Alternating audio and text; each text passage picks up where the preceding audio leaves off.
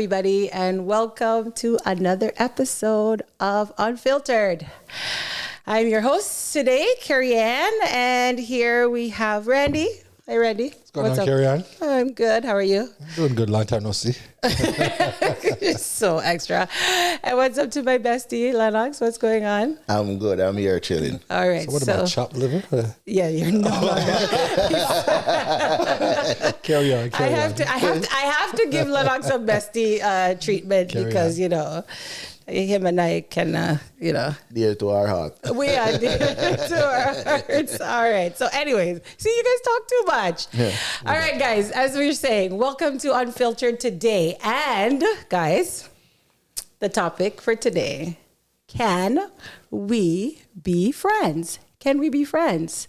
So I always find that this topic of friendship, it can be a little bit of a delicate conversation. So let's handle this one with care. Do our best. Yeah, all right. We're okay with that one. All right. So, yes. So can we be friends? So we're talking about friendship. We're talking about lasting friendships. We're talking about short-term friendships. What do we do when friendships are, a little bit rocky? Right. What do we do when friendships are broken? Ended? How do we maneuver it? And so let's get into it. Randy, what's your true definition or personal definition of friendship? Wow. Friendship. I don't know if I have one solid definition, but as someone who's a friend, I would say that it's someone that you can trust. Mm-hmm. That's the number one thing for me, is the trust factor. Someone who has your best interest at heart. Yeah. And I think the best indication for me as someone who's a true friend is based upon what they say when you're not there. So those who speak well of you when you're not there. What do you do when I'm not around? What do you say about me when I'm not around? That's truly an indication of someone who's a real friend. So we talk about friendship. We talk about a union, a coming together of two or multiple people that have common interests. Okay. Who have a sense of trust amongst each other, and two people who just look out for each other. I know the vibe. That's a good vibe. I know the word friend is so loosely used nowadays. But when I think about someone who's a friend, I look at it just as they say friends are family that you get to choose, right? So that's how I look at it when I talk about the word friendship. Yeah. All right, and Lennox, what's your feeling towards friendship, friends? How do you feel? I kind of feel like, just to piggyback on what Randy would have said, it's somebody that I share common interests with, common goals, somebody that I can be myself with, somebody I can be vulnerable with, because that's important too. There's somebody that can tell me the truth, can be objective, not because we're friends, you're going to always, tell me what I want to hear. Yeah.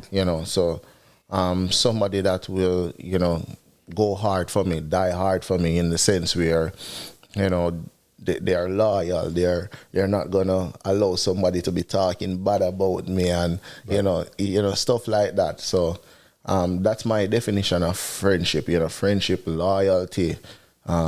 Somebody that you can just be real with. Yep, I love that. I feel like for me, if we can vibe. Right. Then you can always build on, build on that kind of the relationship. Because again, you end up meeting people from like all different walks of life, right? Some people you didn't even expect that you would even become friends with. Yeah, you know what I mean?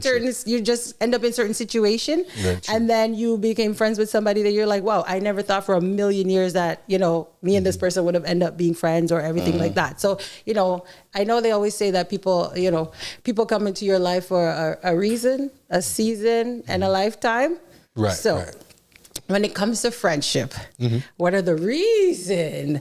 Because is it a long-term thing, or is it more of a short-term thing when it comes to like the reason why people come into your life or a friendship is developed? Right. Yeah. So like, Randy, what do you think? I think there are different purposes for friendships now.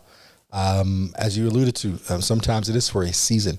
Sometimes you might have a friend who is with you during the season while you're in school. True. Right. While you're in high school or you're in college or university, that's the person that helps you, helps you study, helps you stay focused, so on and so forth. So, when I talk about the purpose of friend, I think that one of the greatest purposes of friends is accountability.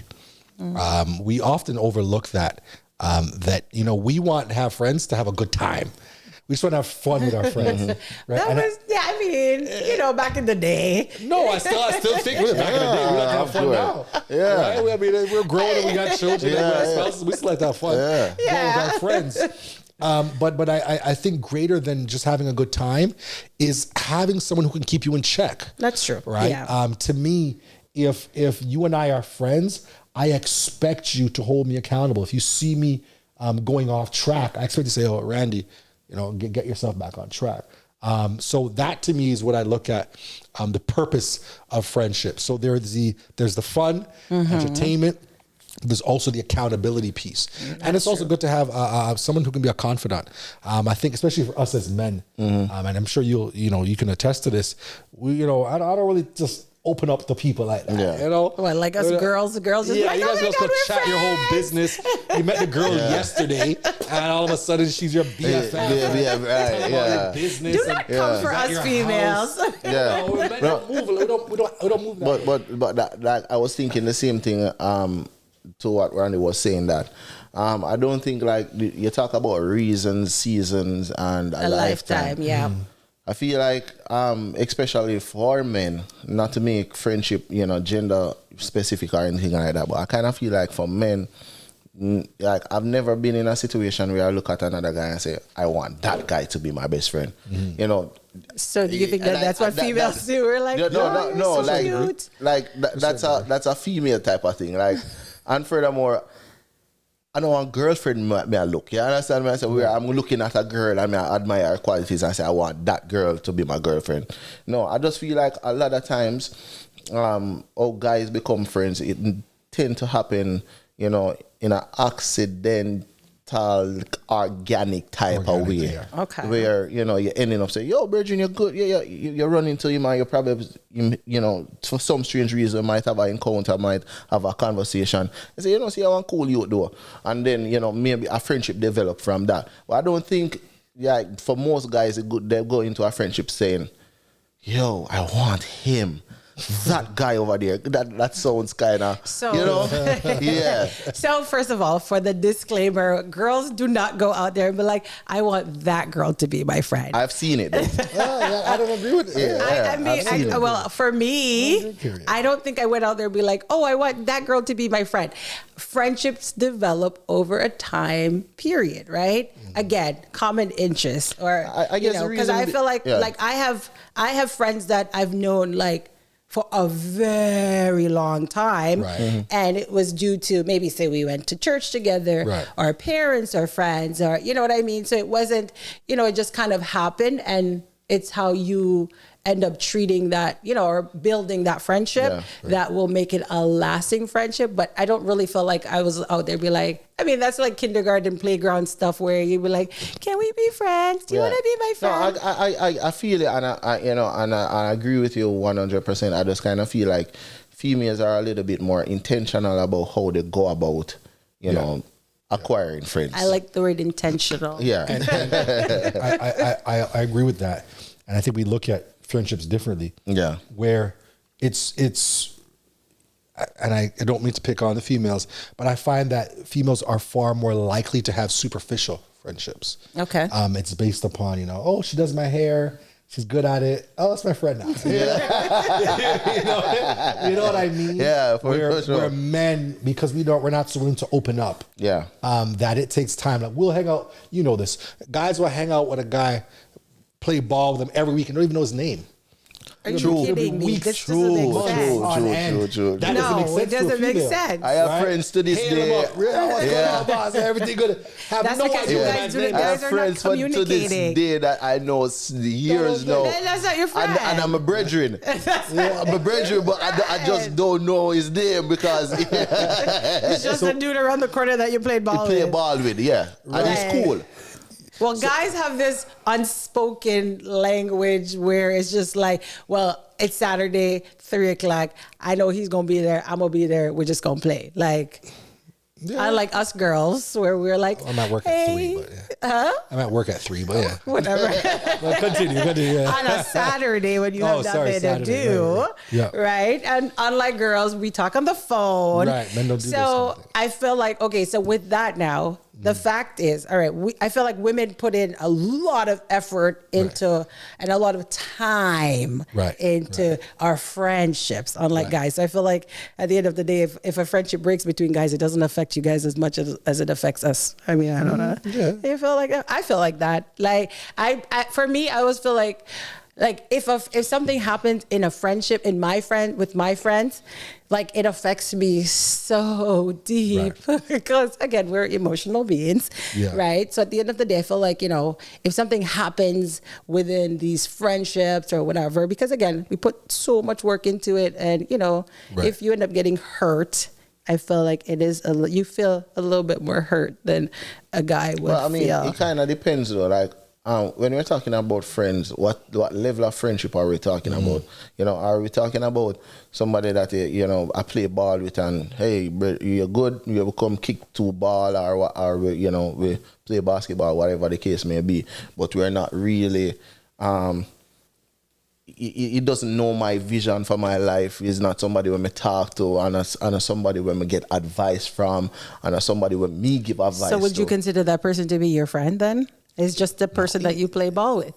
No, but you have different levels of friendship.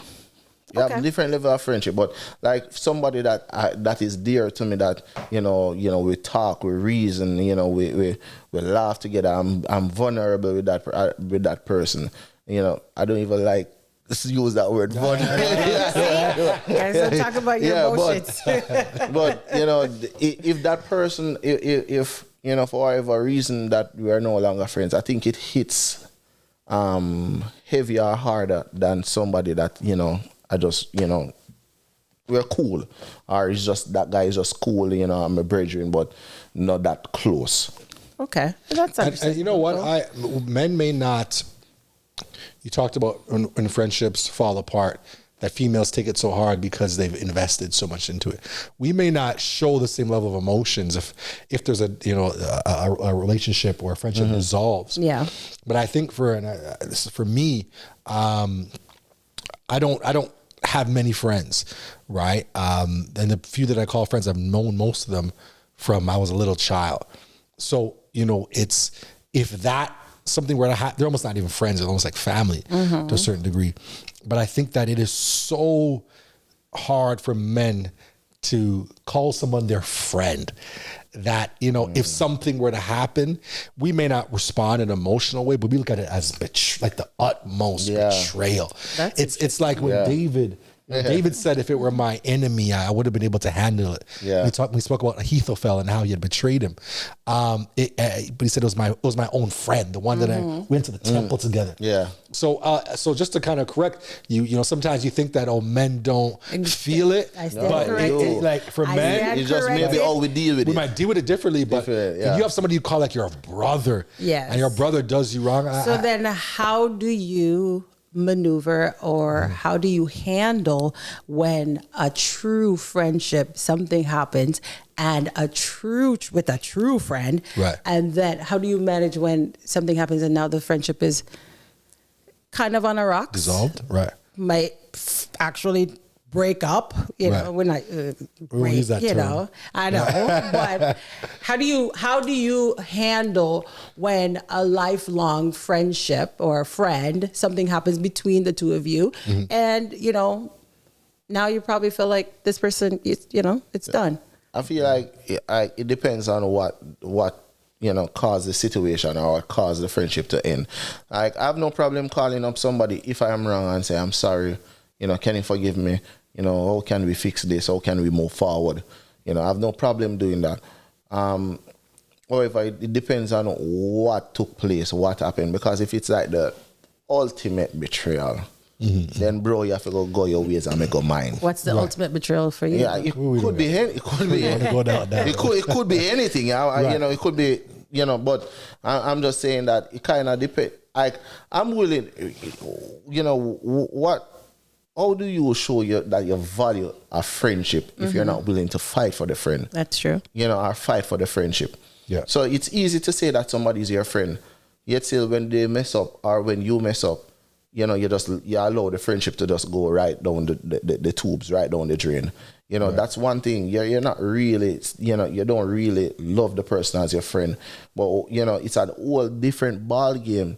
And I believe wholeheartedly in this, that if you are my genuine friends, you will offend me at times and I will offend you. Yeah. So if the friendship so happen to take a beating or a battering, I have no problem trying to fight for the friendship. If you don't want it anymore, fine, but I will fight for it because it meant something to me. Yeah. From the get-go. That's true. I hear you on that one. Yeah, Randy, how you feel? You know what? It's oddly enough, I don't think I've experienced it. Randy's such a great friend. All his friends have made in his life forever. No, and I say this honestly. And I got my brother, Lennox here, and a few other brothers at church. I don't have a lot of friends. My wife will tell you that I don't. I really don't. I tend to stick to myself, and I'll explain to you why. I mean, again, there's about 4 or 5 guys that I've known from I was a little kid. I came here when I was young. I didn't have any family here. It was just my mom and my brothers. So they became like my brothers, right? And we've grown up, from sandbox till now. They were all at my wedding and whatnot. So of course, they're not saved. So there's a bit of a wedge, and there's, obviously things, places I won't go and so on and so forth. But I've never had, I was popular because I played sports and whatnot in school, but having 20, 30, 40 friends, no, it's always been the same group of people. Yeah. So I haven't had experiences of being burned by. I had one experience, but I promise I'd never let it happen again. But I've never gone through it. And what I've kind of learned is that, and we got to be careful who we call friend. Yeah, for sure. And it can't just be based upon common interest. Because I think that, and I hate to pick on females, but I feel like sometimes, even in church, we're so quick to call everyone our friends because you go to the same church for 10 years. So you assume that you and I are friends, and that's not always the case. And then when your friend stabs you in your back, you're hurt by it. Really see right? When the truth of the matter is, they were never really your friend. You all just went to the same church. Yeah. Right? You were church acquaintances or buddies or whatever you want to call it. Don't even like that word. But anyways. But in all seriousness, I've never really experienced that, like the dissolving of a friendship. Yeah. I would almost, and you guys may disagree with me on this.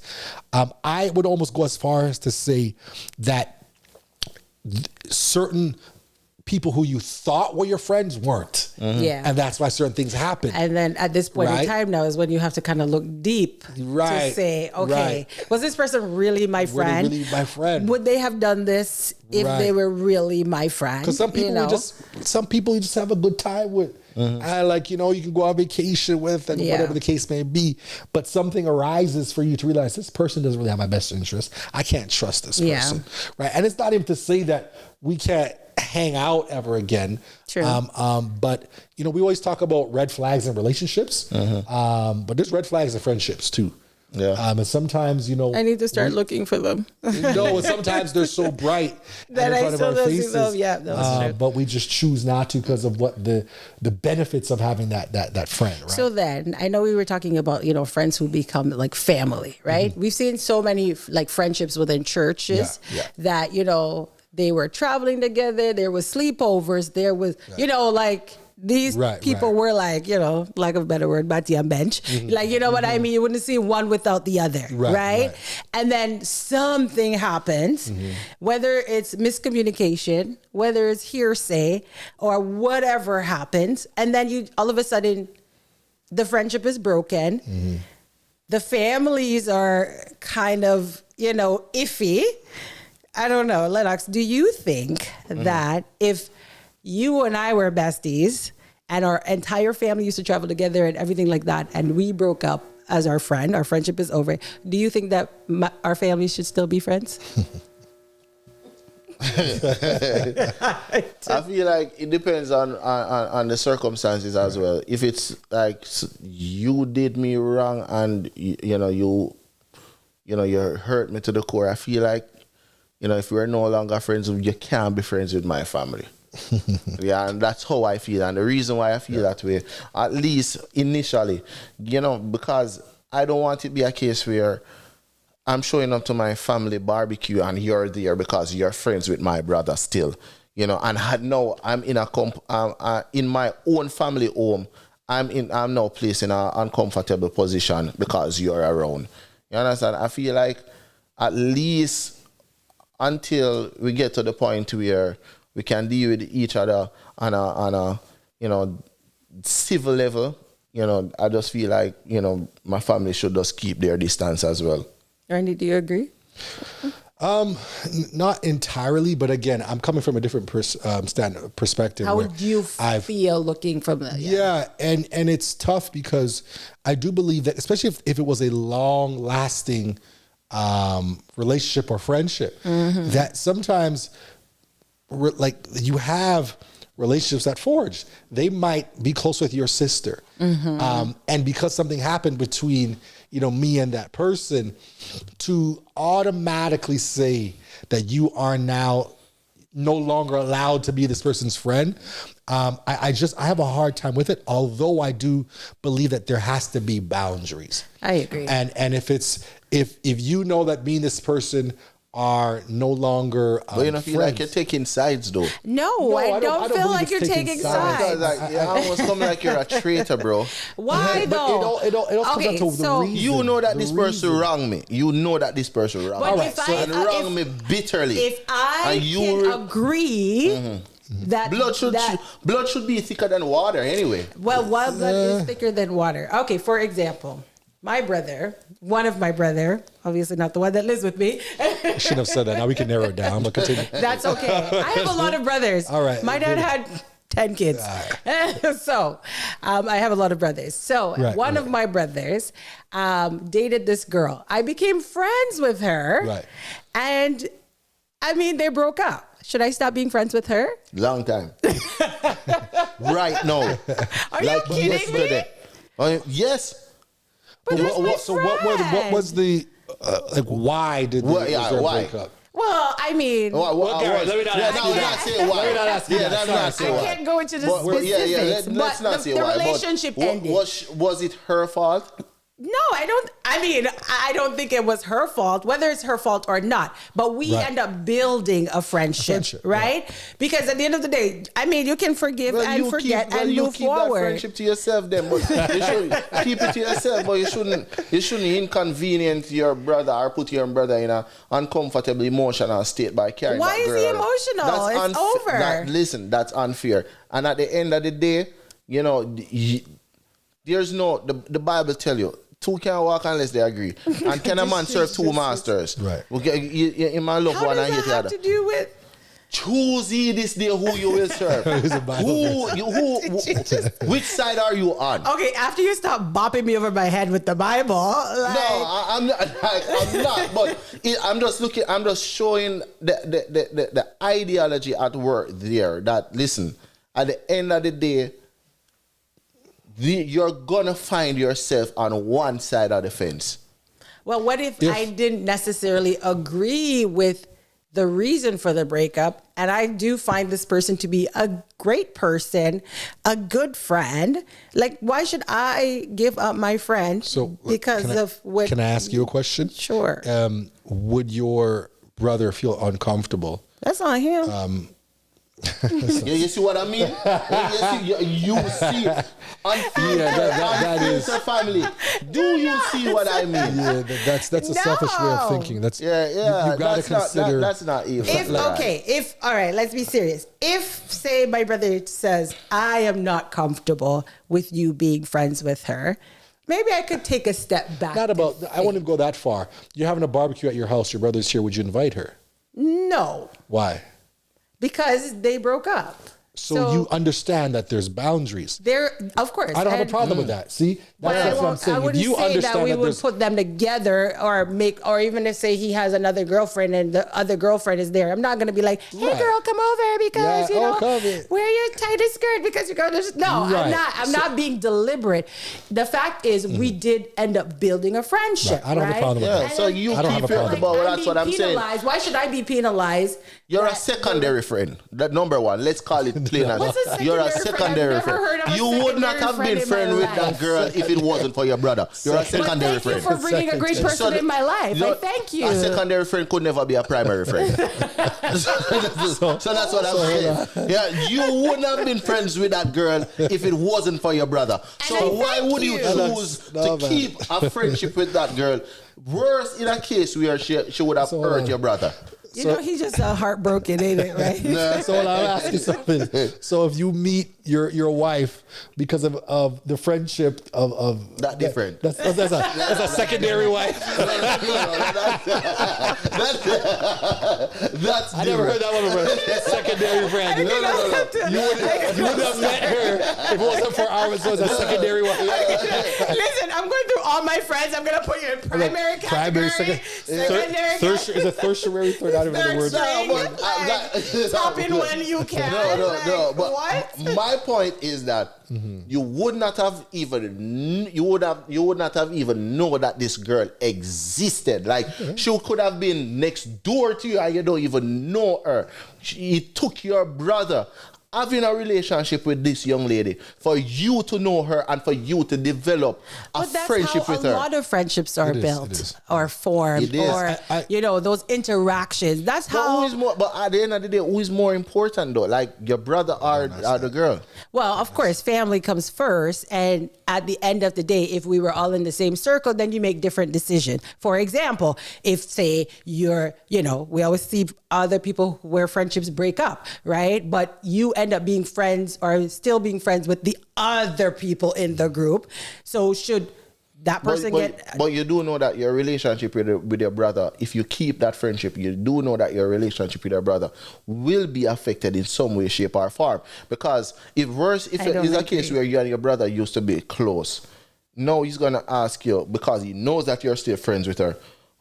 So what did she say about me? You don't want to betray her trust, so you're going to tell your brother, oh no, we didn't talk anything about you, and you know that you're lying. Your brother is going to be sitting there and saying, like, my sister is now lying to me. So you don't think that, anyway, look at it. So you don't think that I can be friends with somebody who's no longer friends? Like, say there's 3 people. So you don't think that if 2 of the 3 are no longer friends, that I can be friends with the other person? I'm saying is that so do you think that all they would do is sit and talk about the person? Like, do you not feel like you can be neutral?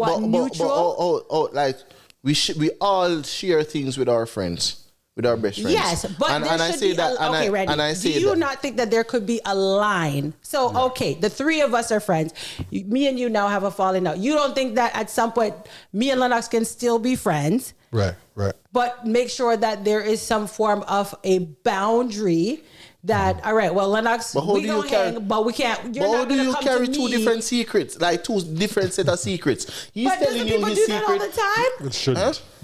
People do. You have different friends from all walks of life, correct? I mean, I have friends from high school. I have friends that I was friends with in Jamaica. And then I had friends that I met at church. Right? But I didn't stop. I didn't stop being friends with any of those people because now church is like my main, like my main circle. Like I'm still friends with people that were, I grew up with. But that's different because that's broad. And the reason why that's broad is because that's church and your friends in Jamaica. I'm talking about a more compact, intimate friendship where we see each other, all 3 of us, every day. All 3 of us, we are friends. All 3 of us, we kick it, we go to lunch, we talk, we share secrets together. Now, all of a sudden, the 3 of us, we're no longer sharing secrets. Yeah. You're sharing secrets with him, I'm sharing secrets with him because both of us were not talking. At some point in time, he's caught in the middle, and at some point in time, whether or not we like it, he's gonna have to make a choice, because now you're gonna be complaining about something that I did you that caused the relationship to fail. I'm gonna be complaining to him about you, about the very same thing. Yeah, I'm giving him my perspective. You're giving, and we put him in a position where now he's going to be afraid to tell you the truth because you're wrong, because he doesn't want to offend you. And if I am wrong, he's going to be afraid to tell you. So, Randy, if you are put in that position, do you feel that you can maintain that level of confidence between me and you and Lennox? Like, should you have to choose? I don't feel like... So I believe I could. However, I would not want to be friends with someone who's close with someone who's an enemy of mine. And I use that word enemy loosely because, of course, we don't have enemies. But I don't believe you can be friends with someone if they're friends with someone else that dislikes you. Yeah. And I think that's where we find a lot of problems, especially in church, where me and you are friends, we're tight, but you're friends with her and she doesn't like me. There's a conflict there. Yeah. And at some point in time, you're going to be put in a position in which you're going to have to choose, make a decision. You're going to be compromised because I'm not going to trust you. There you go. If you are friends with somebody I know dislikes me, can't trust you. Right? I can't trust you. So then you're telling me that there's no way that you can even say to that person, well, whatever issues that you have with this person that you guys issue, that has nothing to do with me and you. We will not have a discussion about that person. I'm a different person. I'm kind of a lone ranger. If I know that you're close with someone that, for whatever reason, they and I are not friends, I'd rather do without you. Wow. That's me. Harsh to hear. That's me. That's me. I'd rather do. And I mean, that's probably why I don't get burned and I don't get it because I'm just like, you know what? Hey, if that's the way you want to roll, then I'm better off by myself because I'm big on the trust piece, and I don't have people at my house I can't trust. Yeah, I don't have people around me I can't trust. Sure. So if I have any inclination I can't trust you. Yeah. So if that person never actually did burn you though, and that person can actually still have a level head when it comes to all the relationships. Because again, we can go back to say everybody have different friends, right? Like at the end of the day, we all develop different relationships within church. Right. And I mean, as Christian as we are, we should not have enemies, guys. Like seriously. No, I never using the term very loosely. We know possible. Right. That devil is your enemy. Right. We don't have enemies, but I'm just using the term. I don't know. I just find it really hard. I mean, I feel like it's like hitting me really hard regarding, because I feel like I'm a trustworthy person. Yeah, but you're a trustworthy person, but I can cut off a conversation but my perception to say, well, of you is that I don't trust you anymore. And that's on you. That would be me. I would just be like, well, that's on you. And if you don't feel like you can trust me, then that's okay. And if there goes another end of another friendship. And I'll say this. I'm very leery of people who will ride the fence, who sit in the middle. Yeah, I got a problem with those kind of people. Jeez, church people in this lukewarm. No, it's not. Maybe it's the church person. No, but seriously, I've got a problem with, and I think this is why people get backstabbed. People end up because they connect themselves with you. How two cannot walk unless they agree. And I have a hard time. We talk about unequally yoked. We usually speak about it in the terms of marriage. Yeah, but it extends so far, so many things, right? Right. And when we talk about unequally yoked, there's so many levels to it. Right? What you believe, who you're connected to, what are your values? Okay. So I find it hard, and I think we have to be far more selective. Okay. Especially at this day and age, we got to be very, because Facebook tells us, if I saw you at the grocery store, friend, right? Oh, you're my friend. Hi, Facebook friend. Yeah. Right? Like we're the same church friend. And I think we've got to be very selective. The Bible says, guard your heart. For out of it comes the issues of life. So we've got to be like some people shouldn't have all those kind of friends. I'll say this and I hand it back to you. I know it's your time. But a former pastor said to me, every friend you have is another tool that the enemy can use against you. Wow. And he's like, that's why I don't keep any friends. Because you got a bag of friends, that's the bag of tools the enemy can use. And those friends have other friends that have friends and everything like that. A lot of insecure and antisocial people draw those type of excuse, not because they don't have any friends. They're loners. Nobody wants to be their friend. So yeah, because if you're telling me I don't want to be a friend if you don't have not one friend. So what is wrong with you? You're an adult and you don't have one friend. No, well, you're antisocial and you don't want to have any friends. So some people it's have been like burned. that. Some people have been hurt. That's true. So what betrayed. about, okay, so you hit something. Right. So can Christian people be friends with unsaved people? Right. I believe so. And I do believe that, again, there are limits. There are certain boundaries that ought not to be crossed.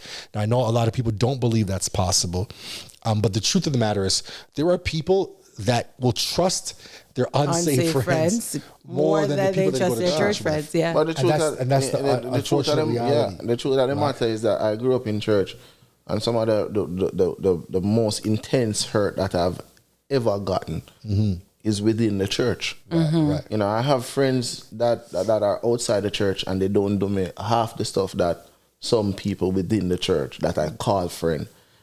And that's the reason why I believed wholeheartedly in what Randy said. You know, we can't use that word lightly. Right. You understand what I'm saying? So I do believe that you can have friends outside the church that are unsaved.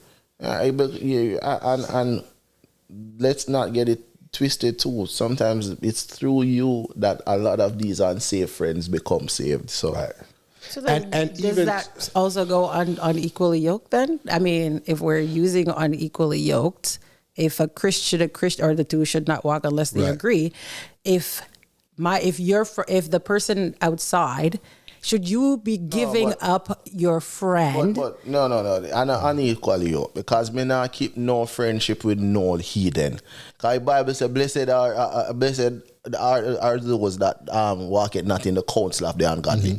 So a man where a heathen, somebody that is an atheist that don't have enough to go doing God. Wicked life. Me not go single out that man for be my friend. Okay, but what if that person, you guys grew up together, you guys were friends all this time, you end up going to church. And everybody will come up can continue go. I'm saying, okay, so at some point you're going to have to drop them. Cut him off. If you grew up with somebody and then you all of a sudden got saved and you know what that person believe or don't believe, then do you feel like it's your responsibility to either bring them or drop them? Like, what do you think? What would you drop them because now you guys are no longer walking the same path? No, because I believe that with any relationship there should be some non-negotiables, and my faith, my God, is one of them. Right. You know, I'm not saying that you should be a preacher like I am. I'm not saying that you should even be. I hope and pray that you eventually get saved. But I'm not saying that, you know, you being saved is one of my prerequisites to be a friend. But at the same time, you can't be a heathen or you can't be a atheist and I can't attach myself. You know, you can't, because let's be real, you have a lot of people that are not saved that believe in God. That's true. Right. Does that mean that we are unequally yoked? You believe in God, you're just not yet. You're just not you're just not yet saved. So is it a case where I'm unequally yoked? Yes. The same belief that I have in God is the same belief you have. It's just that I accepted God. Yeah, but there is a difference by just saying, Randy, correct me if I'm wrong, there is a difference with saying, oh, I believe, but if you're not walking or doing anything to even show God that I believe, then no, you're just as atheist as the next. You might not put it into The point is not everything in my life is gonna be aligned or should be identical to everything in your life, because if that is the case, you don't have an objective friend. You don't have an objective friendship where, you know, somebody can be able to look at the contrast or look at you know the things that are contrary and still appreciate it. No, at the end of the day, friendship is something that is deep and it's unconditional love. The Bible says of greater love than this, that a man will lay down his life for his friend. So friendship is love on display. Yeah. If I'm gonna cut off the friendship because I got saved and you're not saved, do I love you? Do I love your soul? I'm not. I'm a horrible friend. I suck as a friend if that's the case. So, let me add to that, because I mean that's like I said, most of the people I grew up with, they're not saved, and there is a mutual respect where they're not inviting me out on the weekends and whatnot. They know who you are and what I stand for. However, if I do decide to, it's my boy's son's birthday, and I decide to go, guess who's praying? You, because they know, and they're you still stand out. You're still standing out. Yeah. When certain stuff's going on in their life, they're like, "Oh, I need to pray for my son, this, that, and the other." So they know who I am. They know what I stand for, and why I say, and I know this is not. Many people may not agree with this. Why I say that I don't believe in necessarily just cutting people off cold turkey is that sometimes, again, we are the only example of God in people's lives. Now, again, there has to be a distinction. You can't, because the mistake that many of us make is we try to still be buddy up and go with them. And before we know it, the friend influences us more than we influence them. So we have to be very careful that we don't put ourselves in vicarious positions in which now we've compromised who we are. Yeah. Right. But in the same breath, I believe that when you are at a place of maturity, and sometimes it takes time to get there, you can still maintain, because look, I love watching football, right? If I want to go see the football game or the Raptors game. Maybe you don't have a friend in church that necessarily. Right, like I might go with my boys and we'll go to the game. There's nothing wrong with that, right? So I don't believe we should just cut people off completely, because again, sometimes you might be the only saved person that they know, right? And I'll leave with this. I had a friend who they had another friend who passed away. This happened just several months ago. And when they passed away, they're completely unchurched. They didn't have no church, no pastor, no nothing. My friend, who I know, called me and said, "Hey, can you do the funeral?" Right? And I went and did the funeral for complete strangers. But it was based upon the fact that I had a relationship with her. And she knew, this person needs someone who is spiritual. Let me call on Randy. So although you're not going to call Randy to come to the club, you know that, know when to call. So I said, I don't believe in completely just dissolving or, I'm saved now, because we don't do it with our families. Well, that's true. We don't cut off our families. Yes, we create a distance between us. But to say that, me and you we're done. Yeah, nice to know you. Delete, block, everything else. No, I don't necessarily agree with that. But I kind of believe, though, still, Randy, on that point that some people forget cut off still. Some people, and the reason, some people. The reason. Okay, so would these people be put into the category? So what if there's those friends that you grew up in church with, and then they decided to step out and decide that they no longer believe? How close of a friendship should you maintain with somebody that that was your church person, that was your and I'm saying this is your friend, this is not this is your ride or die, and then ride or die decides that I'm out, I'm not doing this church thing anymore. How close of a relationship should you even try to maintain a friendship with this person? For sure, because I kind of feel like no longer. For sure, because I feel like being a friend requires me to love your soul.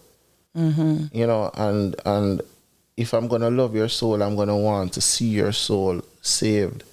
I would want the best for you, and I know that having a relationship with God is the best thing for you.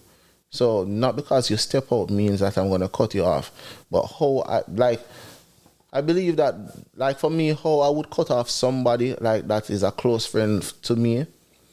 Let's say that I'm a Christian, that I'm a Christian, and you're not saved, but all of a sudden you start sell drugs, crack cocaine, or whatever the case may be.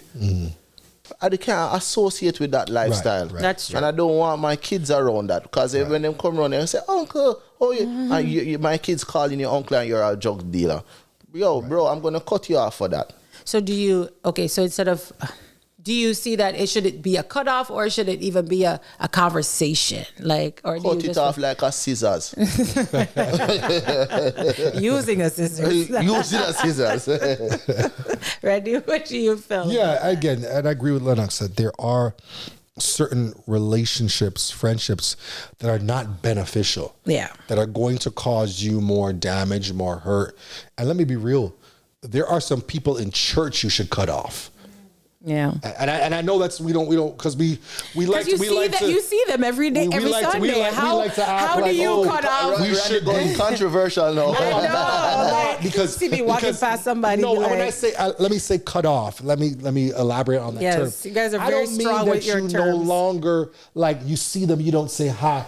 I mean like you've got to know. All right.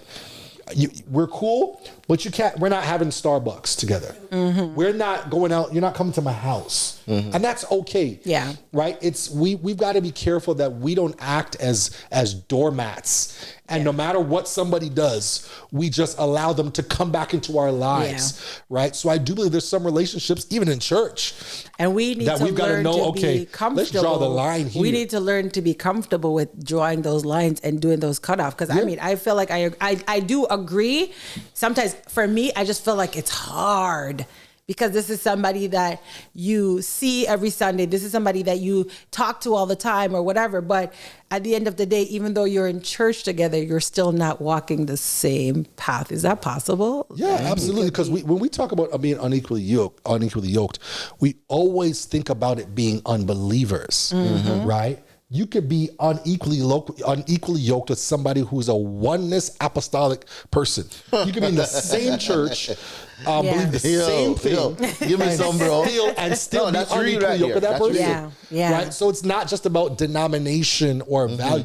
You can be unequally yoked with the person you've been sitting beside for the last 10 years. Yeah. Right? So it's deeper than just what we believe.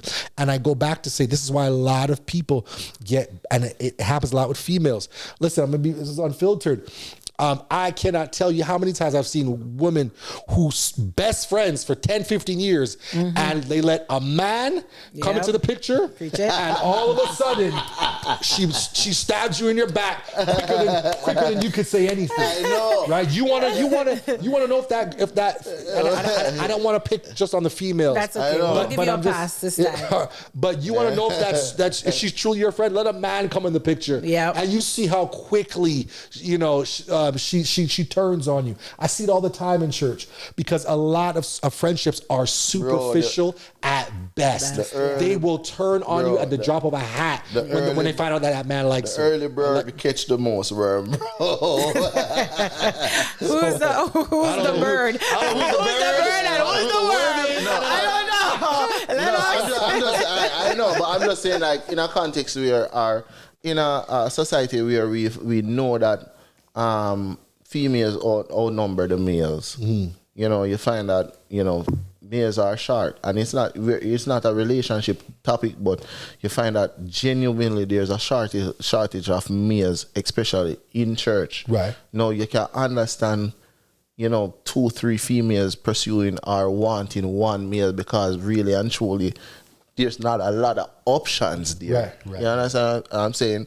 So I was just, the early bird, maybe who approached the person first, and that's what I meant, I do feel, though, sometimes that there's not, as much as I feel that, like, women, we communicate, we try our best to be as communicative as possible, but I feel like a lot of friendship and due to lack of communication, because sometimes, and again, it's not beating on my girls, but it's like a lot of little bit of, people might sow a seed or, put something out there where it gets back to you. And instead of going to that person to say, hey, I heard this. So I've seen so many friendships end because of what you heard that person said instead of actually like going to talk to the person. Because if that person's supposed to be your diehard friend, why is it so hard for us to talk to our friend and clear the air? And this is where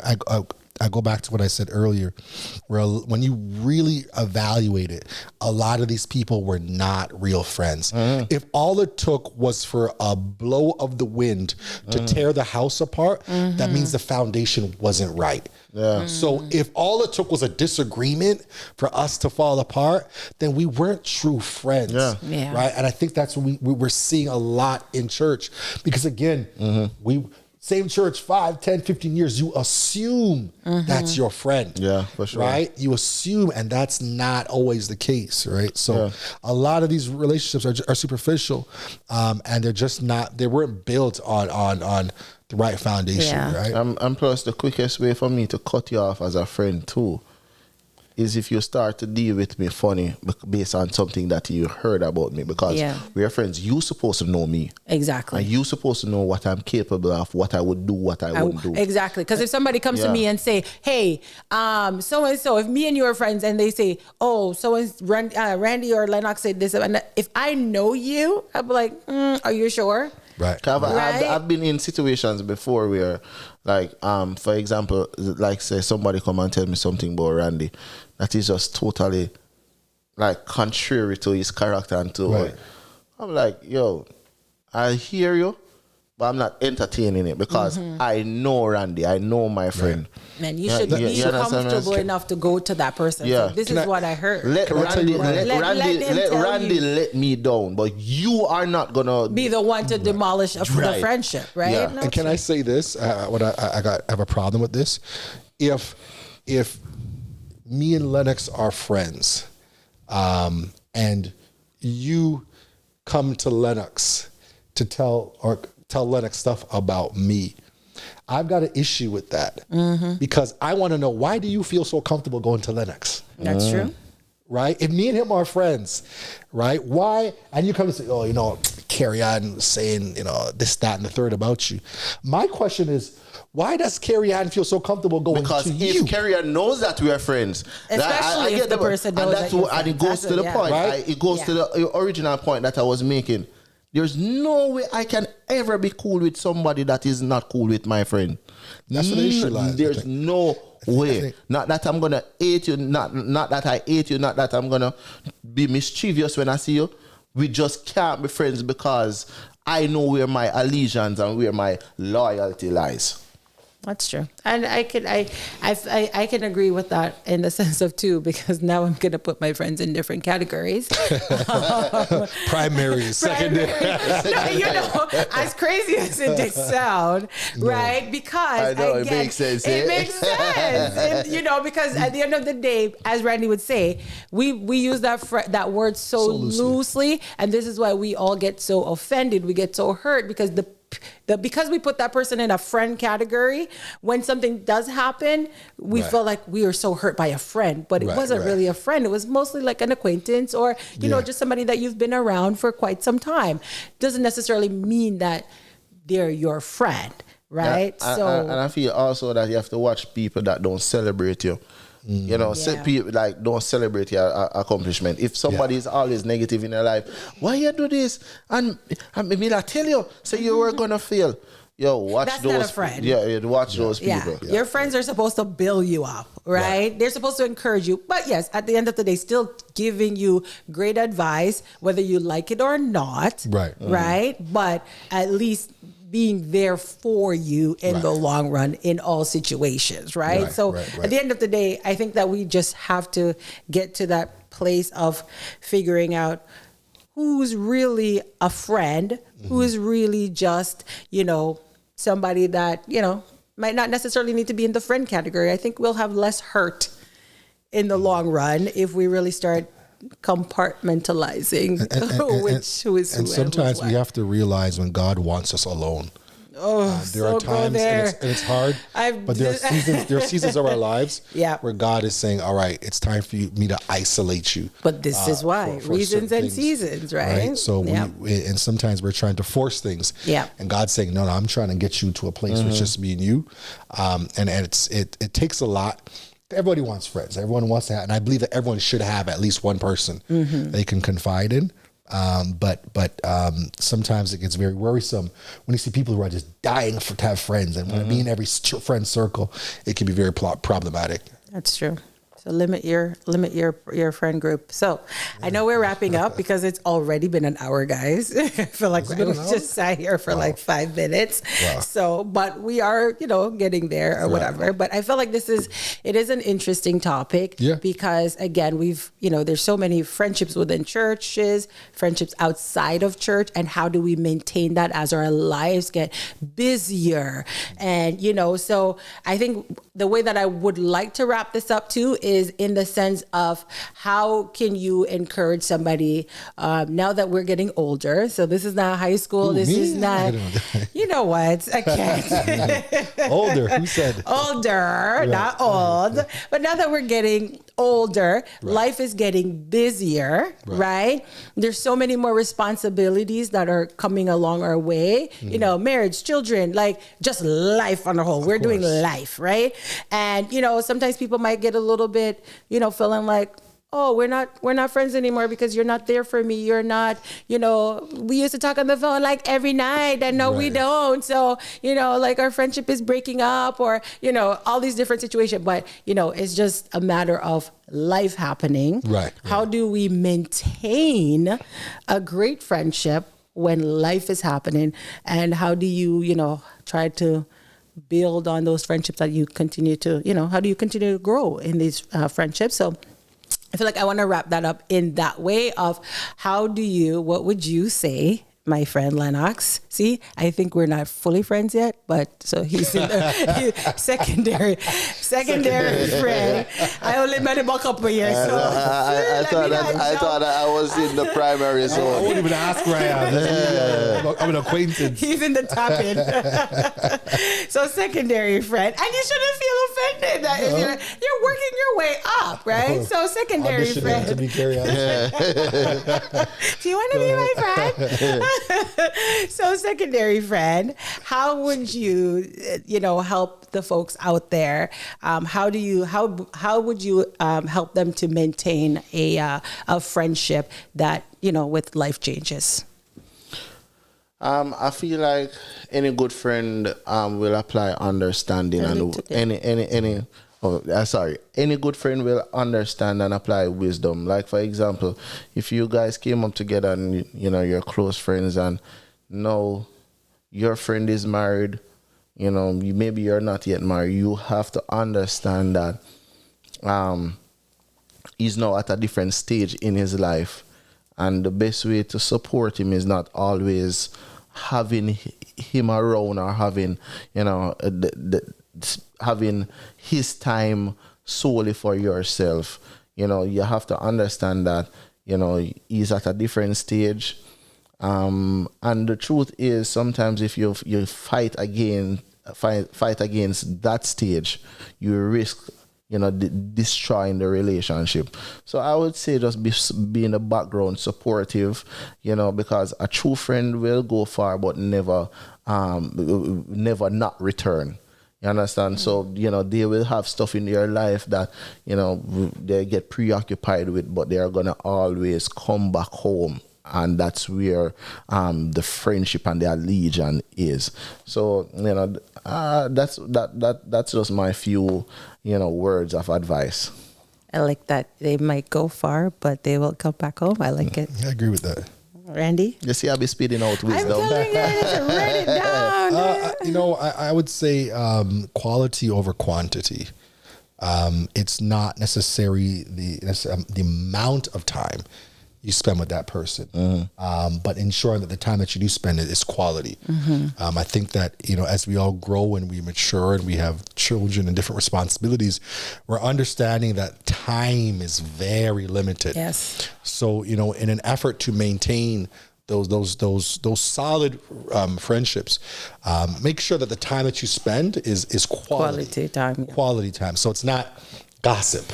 It's not, it's not just talking about love is blind. Hey, some friendships I went there, right? But no, but it is because there are some friendships you don't see each other for years. Yeah. And when you see that person, it's just like you have it's like you haven't skipped a beat. Yeah, I know. Yeah. Right? That's when I think you've got a true friend. So I do believe we got to be understanding. And sometimes people are in different stages of life. Lennox spoke about it. One might be married, one might be single. You got to understand that, your friend's in a different place. You've got to know that and respect that. And when wife can do for him, you can't. All right. Exactly. So I believe there's got to be a mutual respect there. And I said it earlier that also understanding that, just because you're apart, doesn't mean the relationship is over. Yeah. Sometimes, God has us in a position where he needs us separated from some people. It's, and I'll end with this, that keep the lines of communication clear. Yeah. We've been blessed where everything's at our fingertips, FaceTime, text, whatnot. Sometimes it's just a text message. What's going on? Everything good? All right, man, praying for you. Just so the person knows that you haven't, forgotten about them completely. So keep the lines of communication open, keep them clear. But at the end of the day, put God first in everything that we do. And he'll always direct our path and make sure that we're all right. One quick question, Randy. Do you believe in your brethren, your good friend, your guy friend? Yeah. Looking at him and say, yo, bro, I love you. There's nothing wrong with expressing.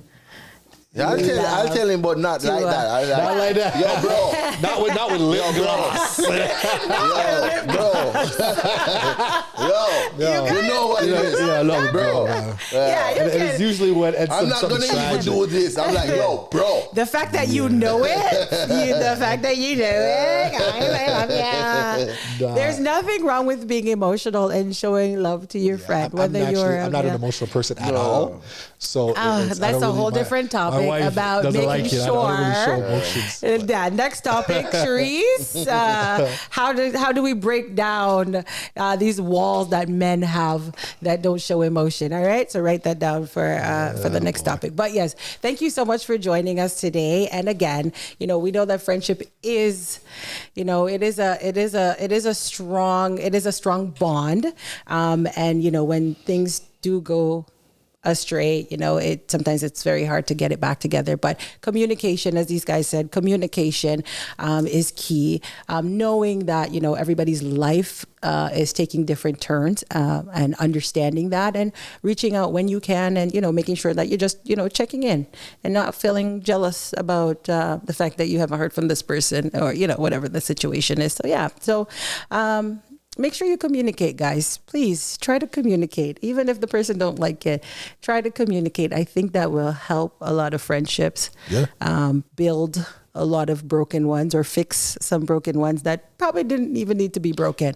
And can I just add this? One of the best biblical examples of a true friend, David and Jonathan. Yes, for sure. Definitely. Read that, understand it. So you guys need to read that and understand it, because I'm very sure somewhere in there, Jonathan expressed his love for David and David expressed his love for Jonathan. Not in that way. It doesn't matter. It does not matter. They brought it up, guys. So I'm just saying, great example. David and Jonathan, great friendship, looking out for each other. Because if it wasn't for Jonathan, I felt like, yes, I know God was keeping David, but if it wasn't for Jonathan, Saul would have definitely got him. But so thank you so much for tuning in. Please like, share, and subscribe. Thank you. This is the end of Unfiltered. Yeah, for sure. Take care, guys. I love you guys. Lean on me. Primary friends. When you're not strong. Acquaintance over here.